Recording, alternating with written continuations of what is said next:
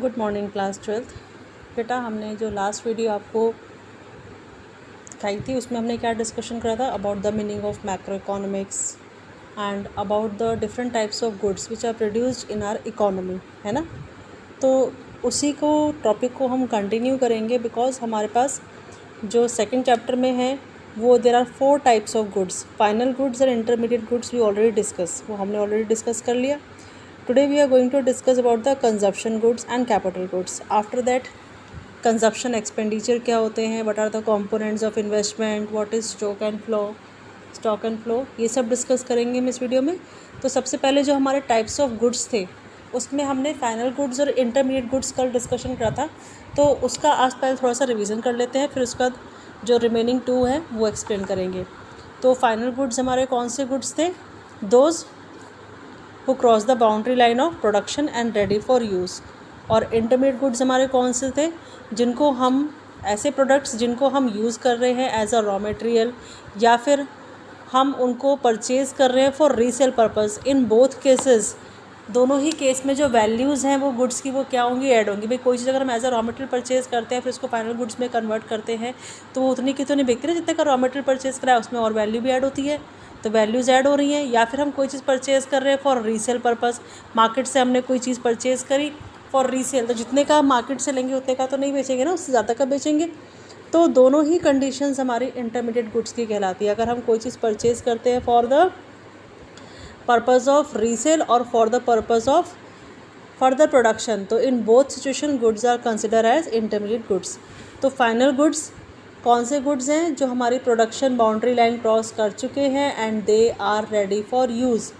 Intermediate goods हमारे कौन से होते हैं? Those who are using as a raw material for further production और purchasing by the person for the purpose of resale.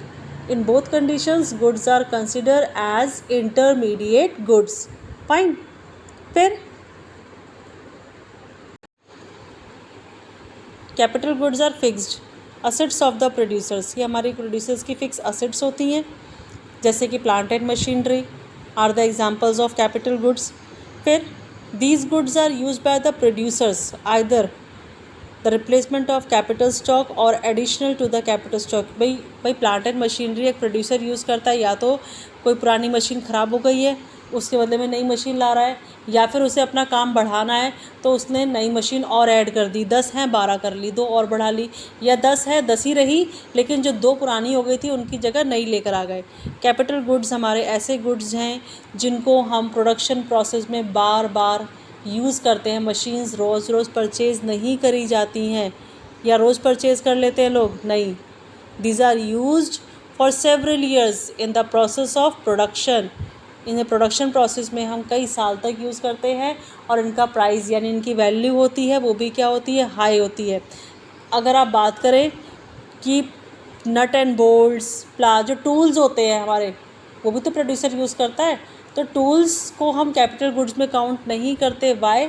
They are using for several years but they are not the part of capital goods. Why? Because they don't have high value, इनकी value बहुत ज़्यादा high नहीं होती है, इसलिए हम इन्हें capital goods में काउंट नहीं करते हैं। तो capital goods are fixed assets, plant and machinery are the examples.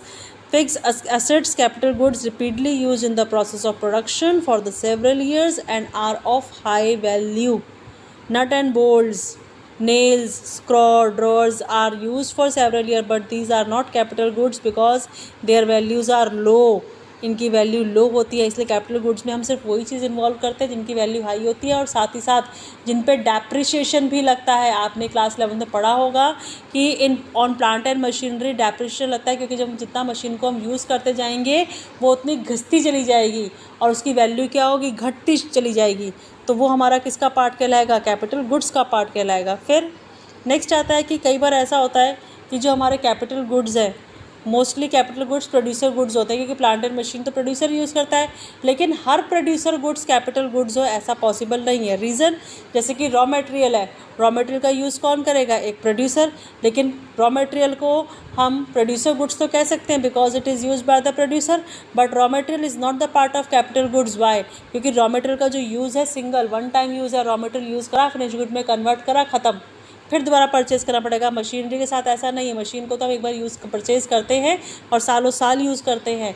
इसलिए हमारे हर कैपिटल गुड्स को तो we can call producer goods, but हर प्रोड्यूसर गुड्स कैपिटल गुड्स हो, इट इज़ नॉट कंपल्सरी।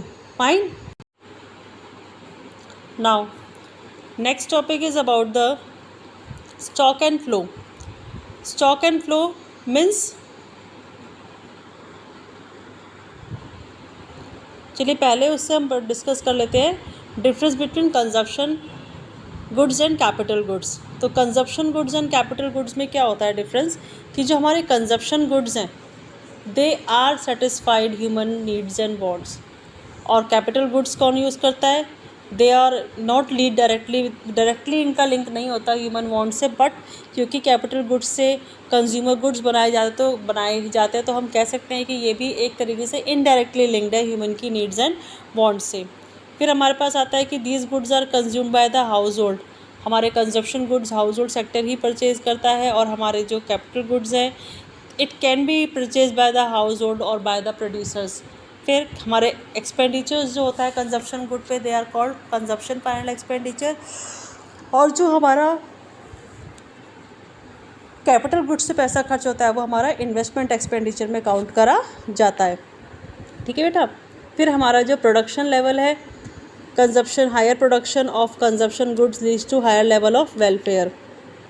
ठीक है, जितना ज़्यादा कंजप्शन गुड्स कंज्यूम करा जाएगा यानी उतना ही जीडीपी हमारा हाई हो रहा है, वो हमारी economy quality of life improve कर रहा है। और higher production capital goods means ज़्यादा हमारी कैपेसिटी इंक्रीज़ हो रही है इकॉनमी की, कि हम लोग जितना ज़्यादा प्लांट एंड मशीनरी हमारी इकॉनमी में बनाया जाएगा, इसका मतलब हमारी इकॉनमी की उतनी ही ज़्यादा कैपेसिटी इंक्रीज़ हो रही है for the manufacturing more goods and services. अब हमने एक टर्म यूज़ करी थी डेप्रिसिएशन। कंसेप्ट ऑफ डेप्रिसिएशन क्या होता है, जब भी हम कोई मशीन यूज़ करते हैं तो उसमें उसके यूज़ करने से नॉर्मली उसमें wear and tears, accidental damages हो जाते हैं, या फिर जब हमने कोई मशीन खरीदी 4-5 साल बाद क्या हो गई, इसकी टेक्नोलॉजी आउटडेटेड हो गई, पुरानी हो गई, जिस वजह से उसकी वैल्यू क्या हो रही है, डिक्रीज़ हो रही है। तो that is called depreciation, and depreciation is also called consumption of fix capital. उसको हम कंजप्शन ऑफ फिक्स कैपिटल भी कहते हैं।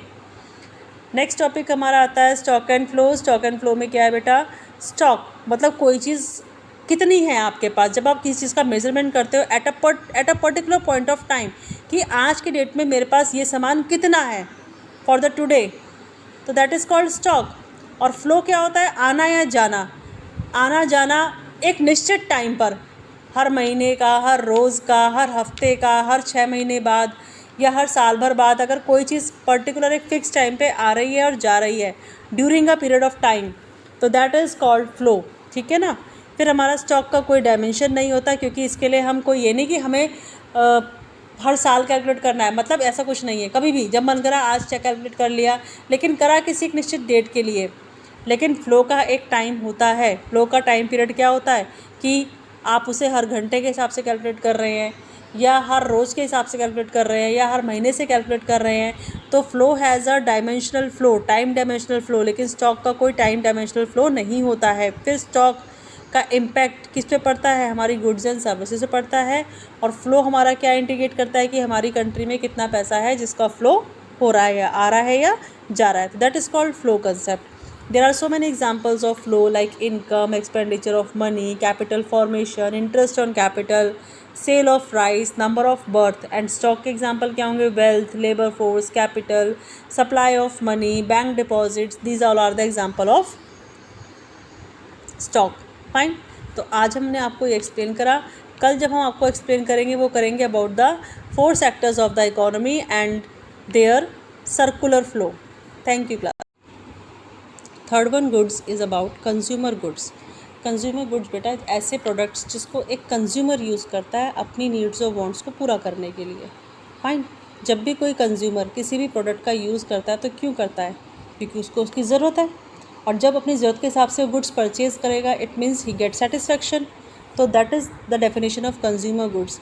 These are the those goods which are directly used by the human being for the satisfaction of their own needs or wants. For example दे रखा है ice cream and milk are use by the households. तो ice cream use करते हैं, milk use करते हैं, बहुत सारे एग्जाम्पल है, शुगर यूज़ करते हैं, घर में टीवी यूज़ कर रहे हैं, फ्रिज यूज़ कर रहे हैं, और टू व्हीलर्स है, फोर व्हीलर्स हैं, एसी है, ये सब आइटम्स हम क्यों यूज़ कर रहे हैं? As per the requirement of अस।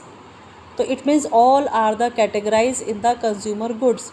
घर में हमारे पास बहुत सारे कपड़े भी हैं, शूज़ भी हैं, बुक्स भी हैं, बहुत सारी आइटम्स हैं घर के अंदर। तो वो सब चीज़ें जो हम अपने घर में यूज़ कर रहे हैं वो सब हमारा किसका पार्ट है? कंज्यूमर गुड्स का पार्ट है। फाइन। तो कंज्यूमर गुड्स की फिर उन्होंने 4 कैटेगरी कर दी हैं: durable, semi durable, non durable and services. अब ड्यूरेबल गुड्स कौन से होते हैं? ड्यूरेबल गुड्स ऐसे होते हैं जिनको हम कई साल तक यूज़ कर सकते हैं और जनरली इनकी वैल्यू भी हाई होती है, महंगे होते हैं। जैसे कि आपका TV, radio, scooter, washing machine, furniture, ये सब हमारे ड्यूरेबल गुड्स में आते हैं। इनको हम रोज़ रोज़ चेंज नहीं करते हैं, एक बार परचेज़ कर लेते हैं, सालों साल यूज़ करते हैं। सेमी ड्यूरेबल गुड्स कौन से होते हैं? जिनका लाइफ 1 साल या 1 साल से थोड़ा बहुत ज़्यादा होता है, स्लाइटली मोर, तो उसे हम क्या कहते हैं? Semi durable goods. जैसे कि शूज़, क्लोथ्स, क्रॉकरी आइटम्स, ये सब हमारा किस में आता है? सेमी ड्यूरेबल में आता है। इनका लाइफ 1 साल, 1.5 साल, 2 साल मैक्सिमम, बस उसके बाद फिर हमें दोबारा परचेज़ करना पड़ता है क्योंकि ये बेकार हो जाते हैं। फिर हमारे आते हैं non durable goods. Non durable goods जिनका हम सिंगल 1 टाइम यूज़ कर सकते हैं बस। जैसे मैच बॉक्स, मैच स्टिक जलाया, ख़त्म, दोबारा निकालो, दोबारा यूज़ करो, फिर ख़त्म, फिर निकालो। एलपीजी गैस सिलेंडर यूज़ करते हैं घर में, जब ख़त्म हो जाता है दोबारा नया लेना पड़ता है, उसी को तो नहीं यूज़ कर सकते। गाड़ियों में फ्यूल पड़ता है, फ्यूल ख़त्म हो दोबारा परचेज़ करो। तो ये सब चीज़ें जो हम सिंगल 1 टाइम यूज़ करते हैं, ब्रेड, बटर, ये सब किस में आता है? आपका नॉन ड्यूरेबल गुड्स में। फिर सर्विसेज हैं हमारी। सर्विसेज किस में काउंट होती हैं? Non material goods, doctor, lawyer, domestic servant, ये सब किस में काउंट होते हैं? हमारे सर्विसेज में काउंट होते हैं, जिनको हम कुछ परचेज़ नहीं कर रहे हैं लेकिन उसके बदले में उन्हें क्या पे कर रहे हैं? सर्विसेज पेमेंट कर रहे हैं, क्योंकि वो हमारे अकॉर्डिंगली क्या कर रहे हैं? हमें सर्विसेज दे रहे हैं। फिर नेक्स्ट हमारा आता है इसमें कैपिटल गुड्स। कैपिटल गुड्स जो हमारी फिक्स असेट्स हैं, जो एक प्रोड्यूसर यूज़ करता है फॉर द फर्दर प्रोडक्शन, ठीक है, उसको हम किस में काउंट करेंगे? कैपिटल गुड्स में।